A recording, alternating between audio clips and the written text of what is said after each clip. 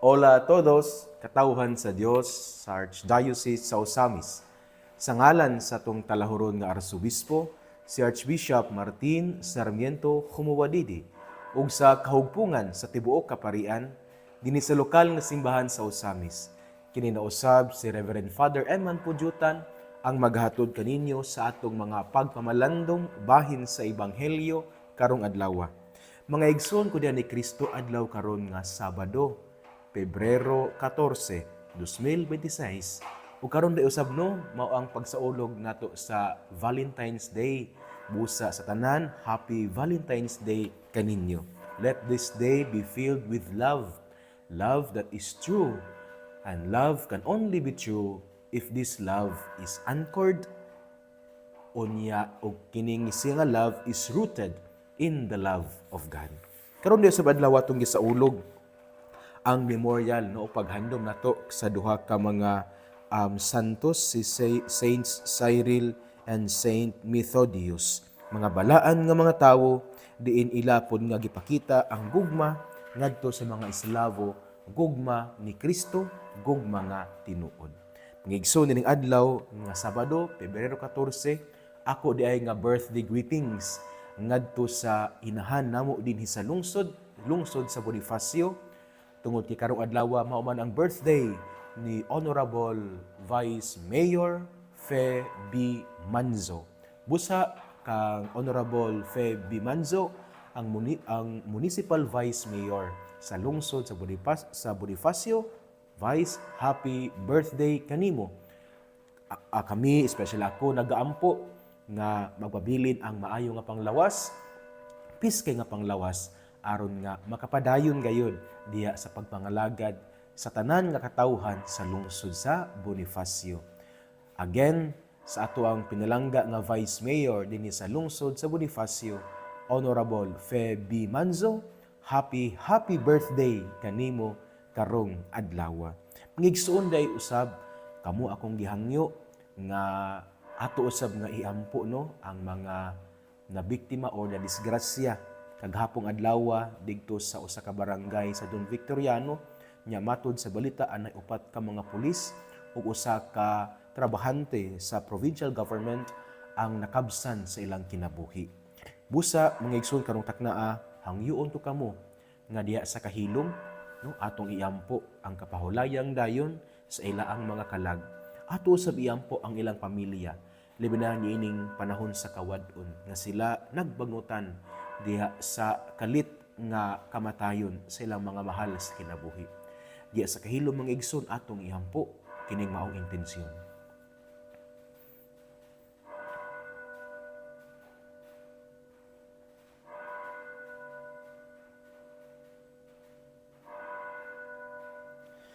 Ngigsuon ning adlaw nga Biyernes at ang atong ebanghelyo niining adlaw nga Sabado mga igsuon.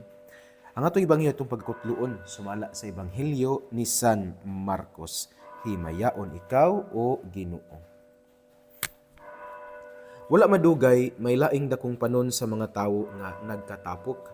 Sa dihang wala na sila pagkaon, gipaduol ni Jesus kaniya ang iyang mga tinun-an o giingnan niya, naluoy ako niining mga tawhana, may tulo na karon kaadlaw nga mikuyog sila kanako ug wala na sila'y makaon. Kung papaulion ko sila nga walay kaon, panguyapan sila sa dalan, kay ang uban kanila layo ra ba og gigikanan. Nangutana kaniya ang iyang mga tinun-an, asa man kita mokuha og pan dinhi niining awaaw nga dapit nga arang ikapakaon niining mga tawhana? Pila ba kabuok ang inyong pan? Nangutana si Jesus kanila. 7, mitubag sila. Unya gipalingkod ni Jesus sa yuta ang mga tawo. Gikuha niya ang 7 ka pan ug nagpasalamat siya sa Dios. Human niini, gipikas-pikas niya ang pan ug gihatag ngadto sa iyang mga tinun-an aron ilang iapod-apod sa mga tawo. Gituman kini sa mga tinun-an. Sila may pipila usab kagagmayng isda ug si Jesus nagpasalamat sa Dios tungod niini. Gisugo niya ang iyang mga tinun-an sa pag-apod-apod niini sa mga tawo. Nangaon ang tanan ug nangabusog, inga 4,000 sila.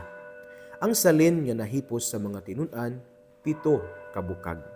Unya gipapauli ni Hesus ang mga tawo ug misakay dayon siya sa sakayan uban sa iyang mga tinun-an ug miadto sa yuta sa Dalmanuta.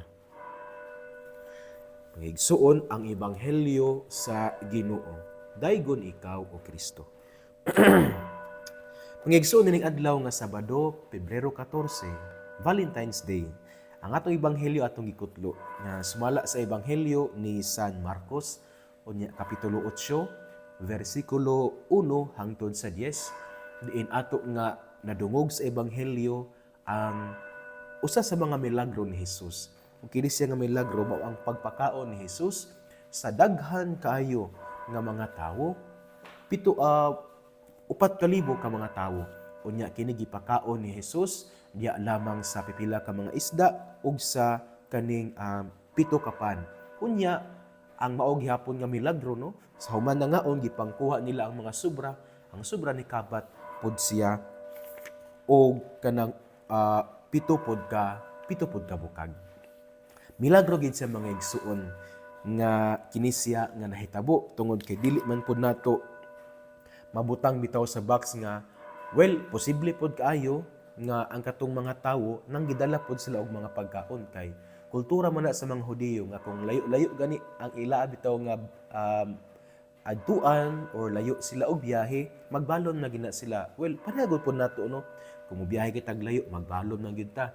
Unya kung dili magbalon, naa magitay lugar nga diri ta mohunong, diri ta mangaon, no, diri ta maniudto. Pareha adtong mga igsuon. Katabi taong na mauli na mi gikan mi og Sambuanga no, alang sa mong DCM. Na niuli man mi adlaw nga Huwebes no, nya nigikan mi og sayo-sayo sa Sambuanga. Namahaw mi dito mi namahaw sa Jollibee sa Ipil. Naniudto mi diha bitaw sa Mons Grill sa Mahayag. So lami kilang pagkaon diro no, dira sa Mons Grill sa Mahayag lami kilang pagkaon. So ingana siya nga mga plano nga kung dili ta magbalon, natay ma-pinpoint mga places, mga lugar nga dira ta maniudto, dira ta mahaw or bagha dira ta manihapon. Mao po na sa kultura sa mga Hudiyo. Mulakaw gani sila og layo, magdala gina sila og pagkaon. And posible pod nga niadtong panahon na nga sa pagsuroy na sa pan nga gipanalanginan og sa isda nga gipanalanginan ni Hesus, posible pod nga ang mga tawo miingon naami balon. Posible kay na sa mga igsuon. Pero dili po nato ma-deny nga naagi milagro nga nahitabo niadtong panahon na. Tungod kay kita nagtuo nga ang Dios kamahanan man gid siya. Kita nagtuo nga ang Dios mabuhat man gid niya ang tanan. Gani diya sa Ebanghelyo ni San Lucas, ang maong anghel nga nagpahibulo kang Maria, giingnan man si Maria ang walay imposible sa Dios. Pero sa atong pamalandong mga igsuon, dili ta mamalandong bitaw sa kinaiya ni Hesus. Ngadto sa mga or towards the people, ang iyang kinaiya towards the people. Kay kini siya atong paningkamutan nga atong makita nga mao din ni siya ang mga characteristics unsa gyud ang tinuod nga gugma. Kay sanglit karong adlaw nagsaulog man ta sa Valentine's Day no, nga alang sa uban mao ang kanibitaw tawag na to ani adlaw sa gugma. Nya timing po kayo kay Sabado walay trabaho, posible po kayo nga ang mga lovers karon or ang pamilya ba mas maayo gid ang kaning pamilya no, naba kay family time sanglit adlaw makakaroon sa gugma.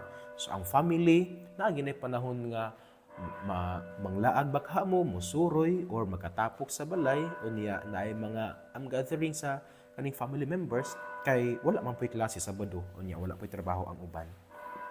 So unsa man nga mga characteristics, unsa gid ang tinud nga gugma nga gipakita ni Hesus diya sa iya ang kinaiya o sa iyang attitude towards the people. Una mga igsoon mo kini nga si Hesus nasayod sa kahimtang sa mga tawo nga nagsunod-sunod kaniya. Nga naman ingon sa dinhi nga gipangkapoy na sila. 3 ka adlaw na sila nga nagsunod-sunod kanato. Unya gipangkapoy sila, wala sila'y makaon. Unya ingon si Jesus nga kung papauliw nato sila, basin biag kanang makuyapan sila diha sa dalan. Sanglit layo ra ba ang uban nga ilang gigikanan. Kini siya nga information mga igsuon nga gihatag sa ebanghelyo. Napakita kanato nga Jesus knew so well the situation of the people who followed him. Sa ato pa mangigsuon, si Jesus, wala lang sa ingon nga, sige, sulod mo na ko, and then that's it. No. Nakaila si Jesus o nasayod si Jesus sa sitwasyon sa mga tao nga ning sunod kaniya. And for me, mga igsunindot kini siya nga pamalandong kanato. Nga this should be our kind of love. Nga ang love may balo masayod sa sitwasyon sa iyang hinigugma. Ang nahigugma, maantigo unta nga masayod sa kalisod siyang gihigugma. Susama kang Jesus. Jesus loved the people sa atong ebanghelyo karon nga nagsunod-sunod kaniya. And because of this, nasayod si Jesus unsay ila ang sitwasyon. Kani siya nindot kay siya nga pamalandong mga igsuon. Labi na diha sa pamilya. Kana bitaw ang bana unta nga nahigugma sa iyang pamilya, masayod unta siya nga ingani ang sitwasyon, iyan ang kahimtang sa iyang mga anak. Kana bitaw naon tay especially gid sa mga parents nga kana bitaw naabitaw parent child nga tinuod bitaw nga relasyon nga ang parents unta dili lang unta sila provider materially sa mga needs sa ilang mga anak.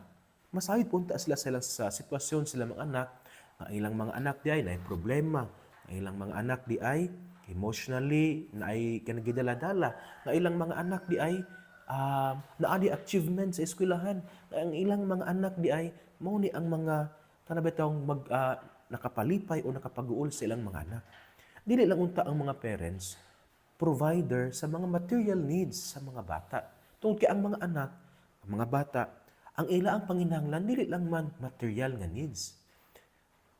Pero ang mas lalom ni anak, mao gid ang kanibitang presence sa ginikanan, affection, pagpangga sa ginikanan nga dili bitaw makita o mabayran sa kwarta.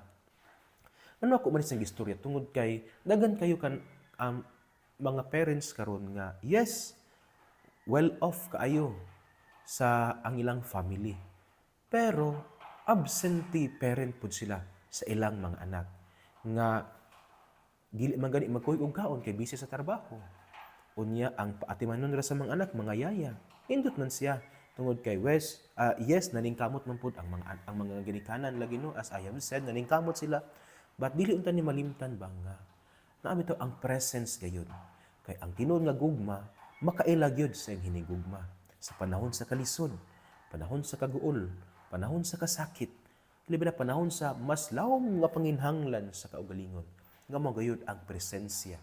Kay ang gugma, present magina siya. Susama kang Jesus.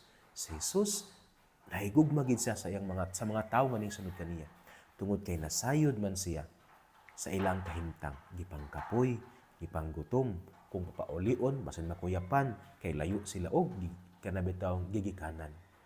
Ingani unta mga igsoon ng atong gugma, especially sa mga parents. No? Masayod unta ang mga parents sa tinuod nga sitwasyon sa ilang mga ginita, sa ilang mga anak. Ug ako especially, nalipay ko tungod kay niadtong niagi na mo nga Foundation Day sa celebration sa mo ang founding anniversary unya sa coronation night usab niadtong February 12 no.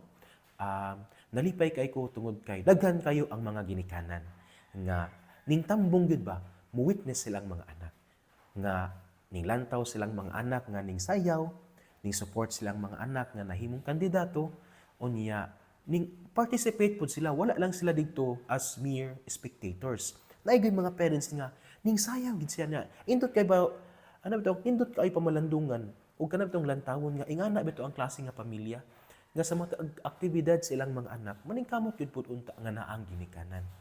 Well, dili man ginato malikayan nga naagi mga usahay mga priorities nga ato ang unahon especially sa atong ang call sa ato ang service pero mugahin pud unta og panahon nga makikuban sa mga anak. And then last Foundation Day sa mong coronation night, ako ginasiyang na witness.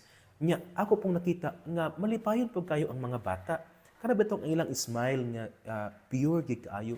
Tungod kay naamagod ang ilang ginikanan. Ang uban nga ginikanan, pakpak, nag-video, proud kayo silang mga anak. Tungod kay ingana man gid siya ang gugma mga igsoon. Ang gugma maantigo nga masayod o mahibalo sa kahimtang sa ilaang hinigugma. Just like Jesus.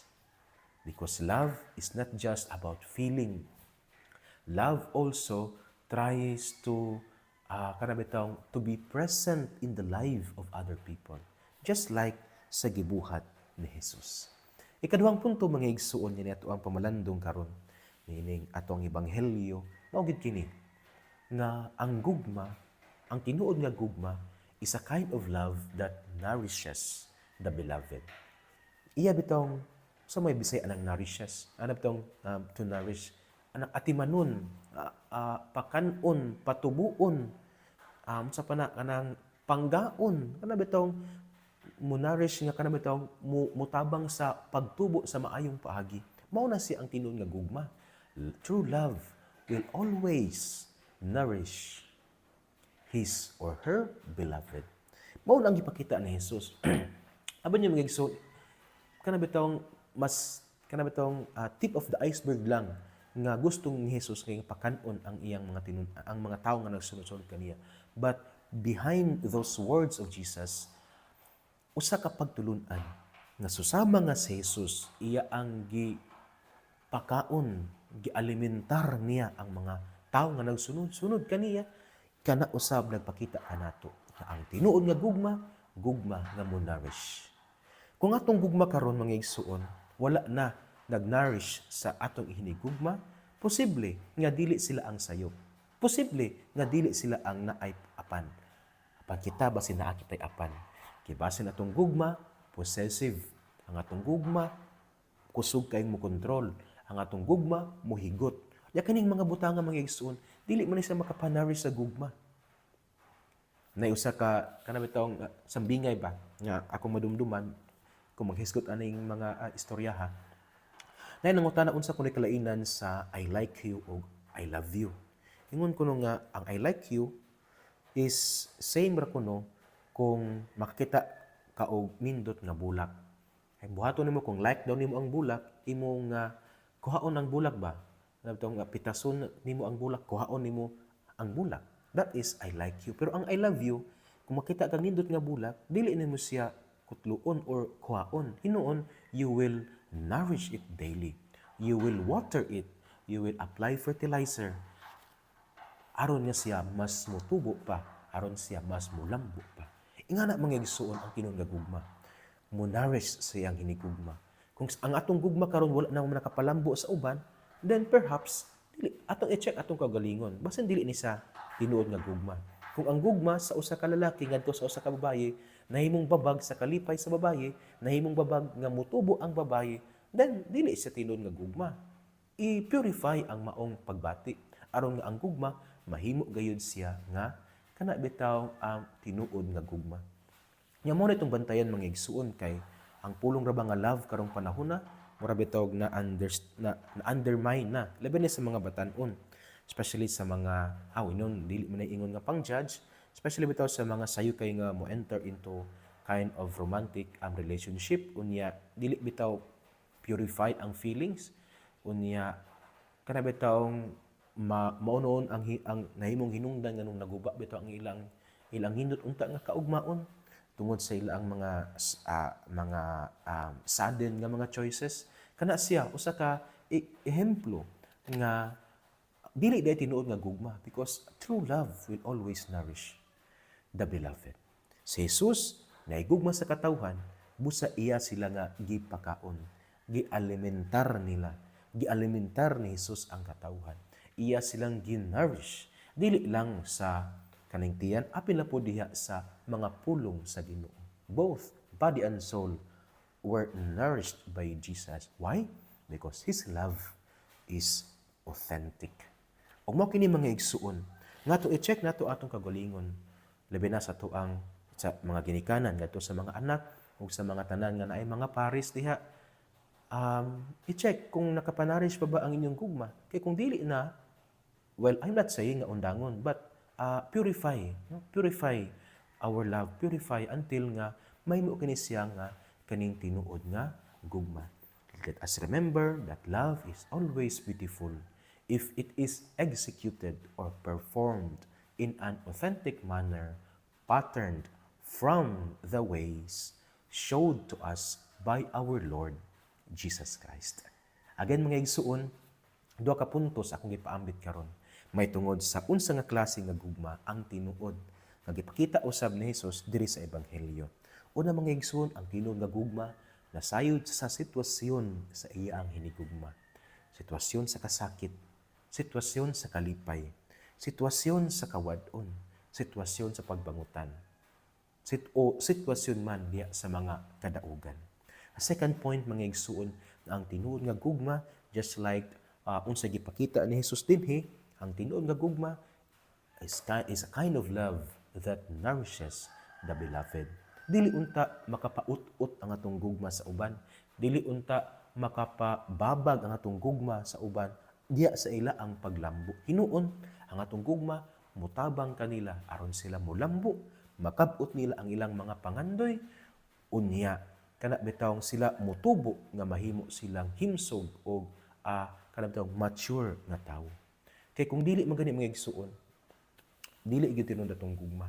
Kung atong gugma mo nahimong babag aron makab-ot niya ang iyang pangandoy, kung atong gugma nahimong babag aron or nahimong rason aron mag-away sila sa iyang ginikanan, kung atong gugma nahimong babag aron nga kana bitawng madaot ang iyang health, then let us check. Perhaps our love is not authentic, because true love will always nourish the beloved. Mga igsuon, ang maayong balita nga mao ang pulong ni Hesus angay ginatong paminawon pamalandungan ug paningkamutan nga puy-an diya sa atong kinabuhi. Kay bulahan kayo ang tawo nga naningkamot nga magpuyo sa mga pulong ni Hesus. Sama siya sa usa ka kahoy nga gitanom daplin sa sapa kansang dahon dili gayud malaya. Tiempo sa timbunga siya mohatag og mamaayo ug daghang mga bunga. Amen. Salamat kayo mga igsoon diya sa panahon nga inyong gigahin sa pagpaminaw sa atong pamalandong karon. Next time na pod makita diri sa tuang radyo sa kahanginan, at ang kining radyo sa atong simbahan ug pulpito sa kahanginan ang DXDD. Sa dili na ko malimot karong adlaw di ay ato pod nga gisaulog ang anniversary sa DXDD. Unyang sa may alas 4 sa hapon na Santos nga misa nga paghimuon didto sa chapel sa balay ni Archbishop, and then naapoy dinner nga mo follow after sa Santos nga misa. Musa sa DXDD, thank you no nga ako nahimong kabahin sa pamilya sa DXDD nini atong pagpamalandong sa ebanghelyo, and happy anniversary sa ato ang pulpito sa kahanginan, ang radyo sa simbahan, ang DXDD. Congratulations especially sa atong CEO si Archbishop Martin, sa tuang COO si Father Daryl Ambrosales, uban sa mga staff sa DXDD. Naabot kita aning tuiga, not because wala kitay na-encounter nga mga problems. Naabot kita aning tuiga, not because wala kitay na-experience nga mga dili makontrol nga mga hangin. But as the saying goes, we cannot control the wind, but we can adjust our sails. Sa paglabay sa panahon, ang DXDD kanunay gayud nga nahimong lig-on taliwala sa mga kusog nga mga hangin, tungod kay ang DXDD iya man nga perminti nga gi-adjust ang iyang sails to adapt to be kanang resilient. Og hangtod karon ang DXDD nagpadayon gihapon sa misyon sa simbahan, labi na diha sa pagpalapnag, no? Pagpakuyanap sa maayong balita diya sa kahanginan. Again, DXDD, congratulations and happy anniversary. Again, happy birthday day, no? Akong utrohon og sa pagrit, happy birthday ngadto sa muang inahan din sa lungsod sa Bonifacio, ang muang pinalangga nga Vice Mayor Honorable Fe B. Manso. Happy birthday. Mangigsuon sa sulod na usab nga higayon nga kita mamalandong sa ato ang kaning ebanghelyo, ang maayong balita nga mao ang pulong ni Hesus angay ginatong pamalandungan paningkamutan nga puy-an diya sa atong kinabuhi. Kay bulahan kayo ang tawo nga naningkamot nga magpuyo sa mga pulong ni Hesus. Sama siya sa usa ka kahoy nga gitanom daplin sa sapa kansang dahon dili gayud malaya. Tiempo sa timbunga siya mohatag og maayo daghang mga bunga. Amen. Ngigsuon uban sa pangilian sa tong mahal nga inahan nga gisangpit natong mga misamis nga beren sa kuta, Ang Dios unta magapanalangin kaninyo kanunay sa ngalan sa Amahan ug sa Anak ug sa Espiritu Santo. Amen. Maayong adlaw, mag-amping. Happy Valentine's Day. Ug ki Dios les siempre bendiga.